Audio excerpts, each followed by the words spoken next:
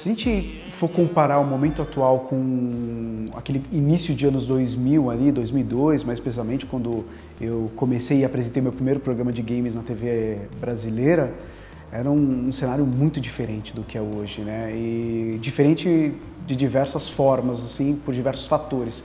Primeiro, por conta de como o game ele era consumido naquele momento, né? Hoje o game está praticamente na vida das pessoas e quase que na vida de todas as pessoas, às vezes, muitas vezes, sem a pessoa perceber, ela está jogando, seja naquele casual gamer ali no seu celular, jogando seu Candy Crush ou qualquer jogo do tipo, ou simplesmente alertando alguma coisa no Waze, coletando pontos e docinhos, ela está jogando, mas ela não está se dando conta, né? E as pessoas estão jogando o tempo todo. E naquele momento, eu vejo que o mercado brasileiro ele passava por um momento muito interessante se a gente comparar com hoje. Primeiro que a gente não tinha mídia online, né? A gente não tinha YouTube, Twitch, essas plataformas que estão tão fortes na divulgação de jogos hoje. Mas a gente tinha um outro fenômeno chamado Lan Houses. Hoje as pessoas jogam de várias maneiras, mas naquele momento do mercado brasileiro as pessoas iam muito para as Lan Houses para jogar. E os veículos de comunicação, as revistas tinham um papel importantíssimo naquele momento, trazendo novidades que a gente demorava muito tempo para receber aqui no Brasil, mas através das revistas a gente tinha acesso a esse conteúdo que acontecia no Japão e nos Estados Unidos, que são os grandes polos de game, e essas informações chegavam através das revistas, as pessoas trocando informação numa lan house.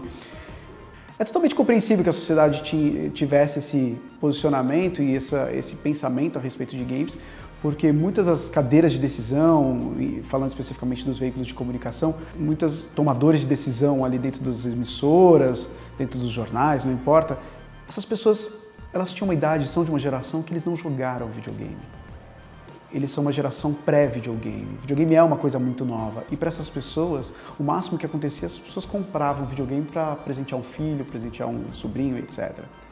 Então, era compreensível essa visão a respeito de videogame, coisa que hoje é totalmente diferente.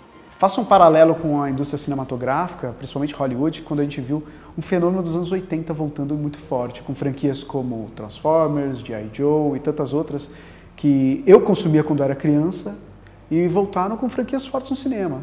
E isso nada mais é do que profissionais que consumiam esses produtos lá atrás, que viam potencial para tudo isso, produzindo esses filmes hoje em dia. E com os games é mais ou menos isso que acontece. Hoje, esses tomadores de decisão, essas pessoas que cresceram jogando videogame no final da década de 70 e nos anos 80, essas pessoas hoje estão em posições que elas podem ter uma decisão, elas têm opinião e podem interferir numa programação de televisão, por exemplo. Naquela época a gente já tinha, em 2002, a gente já tinha alguns campeonatos importantes de esportes acontecendo no Brasil, como o WCG, alguns times brasileiros, como o MIBR, já representando o Brasil em alguns campeonatos fora, G3X, mas hoje é totalmente diferente. Hoje a gente tem um poder de impactar a sociedade como um todo, seja através de programas de TV a cabo, seja através de mídia online como YouTube, Facebook, Twitch. Hoje o game está muito mais próximo das pessoas.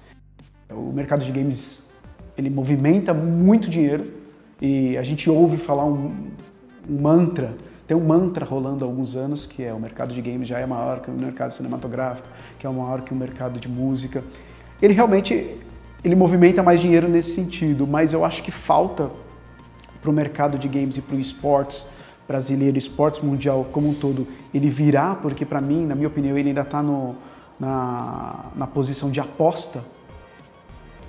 O que falta é todo mundo entender o que é esportes, todo mundo entender realmente o que é games. As empresas do nicho já de games, elas já estão dentro do mercado. Elas já apoiam seus times, elas já fazem campanhas de marketing focadas em esportes, mas muitas outras empresas que não são exatamente do nicho ainda não estão. A gente vê um movimento de emissoras de televisão, de todo mundo querendo pegar um pedaço desse grande bolo que pode ser esportes. Já é um mercado representativo, mas existe uma atmosfera de que ele pode ser gigantesco e todo mundo pode ganhar dinheiro com isso. E a gente está nesse momento de aposta. Me preocupa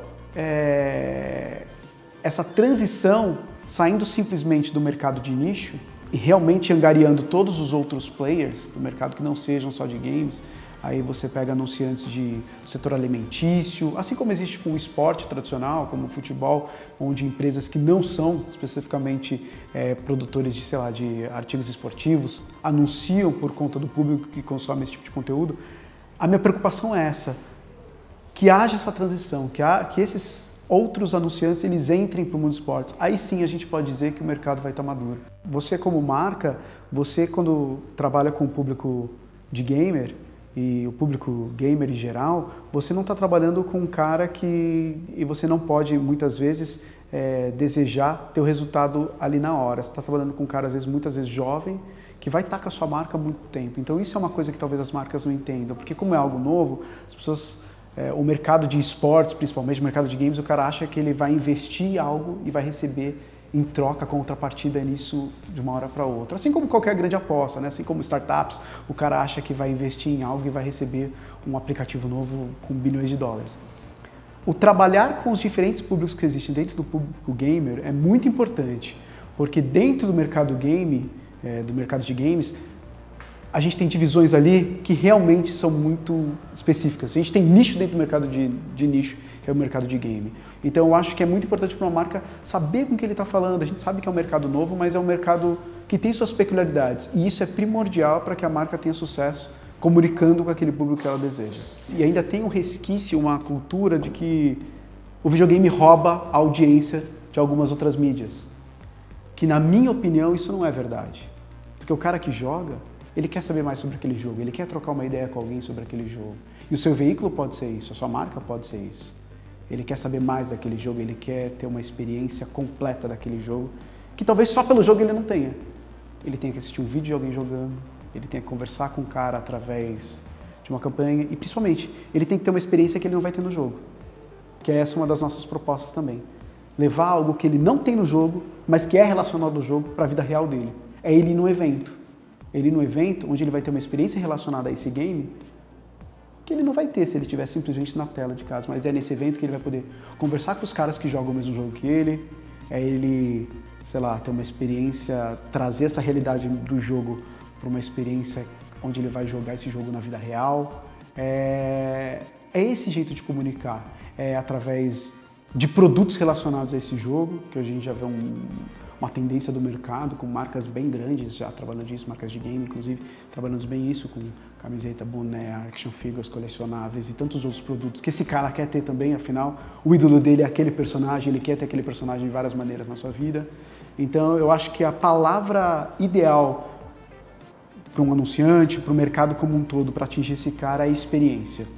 Eu acho que ter um evento de game como o Game Experience dentro do Rock in Rio, em primeiro lugar, é um grande desafio, né? E é uma coisa muito emblemática. A nossa ideia é realmente massificar games e levar games para o maior número de brasileiros possível. E quando a gente começou a discutir sobre o evento e analisando mesmo o que acontece já no mercado mundial em relação a eventos, a gente viu que estar dentro do Rock in Rio, primeiro, era algo totalmente coerente. Porque esse cara, você falando do cara que gosta de música, uma boa parcela desse cara, talvez nem todo mundo, claro, mas uma boa parcela desse público, esse cara também consome videogame. E a gente levar um evento de videogame para dentro do Rock in Rio, a gente não podia simplesmente levar um videogame onde o cara ia experimentar um jogo que vai sair daqui a 2 meses. Assim como outros eventos já fazem. Eu acho que, e por isso o nosso foco é outro. O nosso foco é, talvez ter experimentação desses jogos? Sim, mas o foco é fazer com que esse cara veja videogame de uma maneira acessível para todo mundo. Não importa o jogo que seja, levando essa experiência que eu estou dizendo, seja com discussões, com profissionais lá dentro, seja com artistas jogando aquele jogo que ele gostaria de ver e trazendo essas novidades também em primeira mão para ele, mas levando experiência, algo que ele não vai ter simplesmente jogando videogame. E a gente acha assim que tem um potencial gigante disso ser um estupim para essa massificação e no ano que vem ter algo ainda maior, algo ainda mais massificado e esse cara ainda mais com a gente do que nunca. Tem uma última pergunta, uma pergunta muito importante. Quando a gente vai ver um game do Lucas Silva, quando que o Mundo da Lua vai... Eu queria muito queria muito. Mas tem TV Cultura envolvida, né? Aí tudo fica mais complicado.